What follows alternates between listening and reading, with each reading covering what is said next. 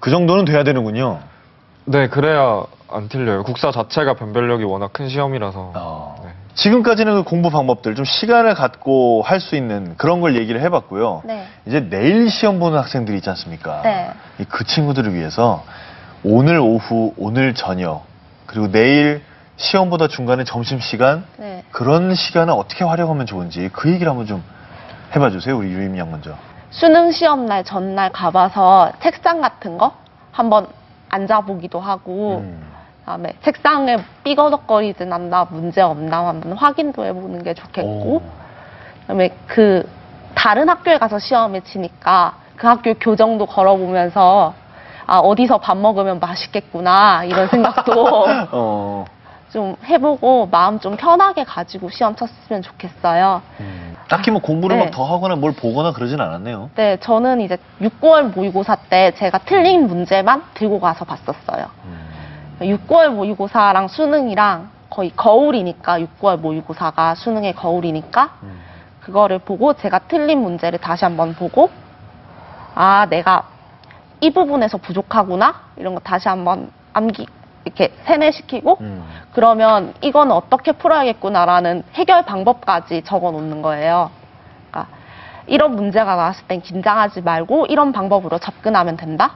이런 거를 수능 한 일주일 남았을 때 해서 이걸 살짝 보고 아, 이렇게 접근하면 되겠구나 하고 이렇게 마음 편하게 가라앉히고 시험 봤어요.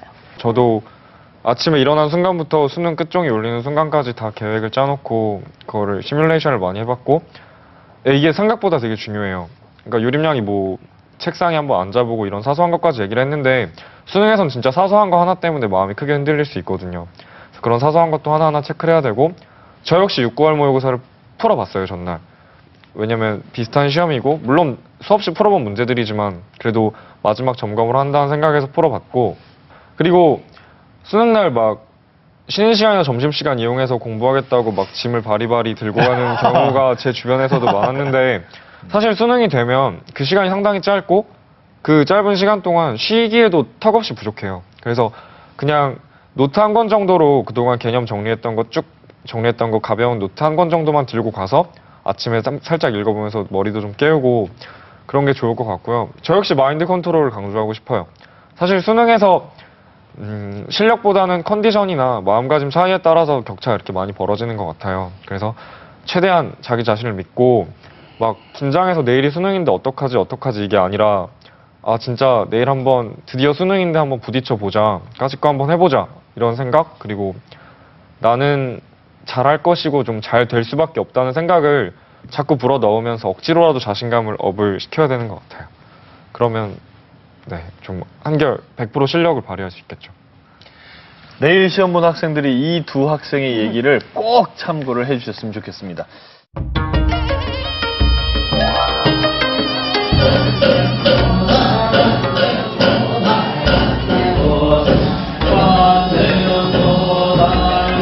수능 대박 나갖고 원하는 대학 합격하길 바라고 열심히 최선을 다해서 화이팅! 열심히 하셔가지고 좋은 데 가십시오. 화이팅!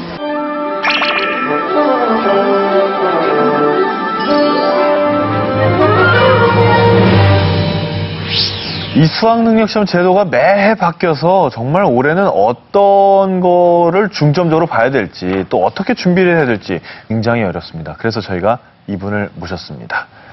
선생님 부탁드립니다. 네. 안녕하세요. 인천고 임미혁입니다. 이제껏 1994년부터 진행된 수능이 올해로 이제 마감을 하고, 내년부터는 아주 달라지는 수능이 들어옵니다. 그래서 이제부터는 우리 고1, 2 학생, 그리고 중학교 학생, 이런 학생을 위한 시간이라고 보시면 될 것 같습니다. 저는 달라지는 수능에 대한 안내, 그리고 고1, 2 학생들이 어떻게 내신을 준비해서 대학을 준비해야 할까 하는 문제, 그리고 내신 관리를 어떻게 하는 게 포인트인가 하는 세 가지를 말씀드리도록 하겠습니다. 2014 수능은 이제 내년부터의 문제인데, 내년 수능은 크게 교과형으로 바뀐다는 점이 달라지는 거죠. 이제까지는 이제 언어, 수리, 외국어 이렇게 이름을 붙인 걸 국어, 영어, 수학으로 이름을 붙였습니다. 이름만 바뀐 게 아니라 학교에서 배우는 국어, 영어, 수학이 수능이 되는 거다, 이런 점이 중요하고요. 또 한 가지는 A형, B형을 선택을 하게 되어 있습니다. 그래서 A형은 이제 쉬운 수능, 문제은행식으로 준비된 수능, 범위가 좁은